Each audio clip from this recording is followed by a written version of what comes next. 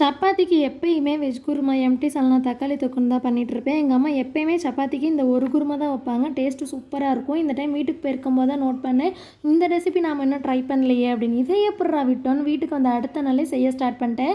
இது செய்ய ஒரு கடாயில் எண்ணெய் ஊற்றி பட்டை, கிராம்பு சேர்த்துட்டு கட் பண்ண பெரிய வெங்காயம், சால்ட்டு சேர்த்து நல்லா வதங்கினதும் மீடியம் சைஸ் தக்காளி ஒன்று சேர்த்து நல்லா வதக்கி விட்டுருங்க.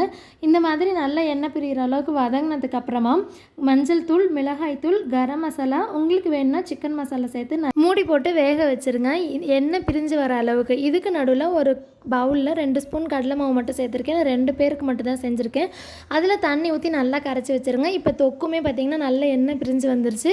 இப்போ நம்ம கரைச்சி வச்ச கடலை மாவை இது கூட சேர்த்து நல்லா கிளறி விட்டுட்டு தேவையான அளவுக்கு தண்ணி ஊற்றி மூடி போட்டு ஓப்பன் பண்ணிங்கன்னா நல்லா குருமா கொதிச்சு வந்துடும், கெட்டியாயிடும்.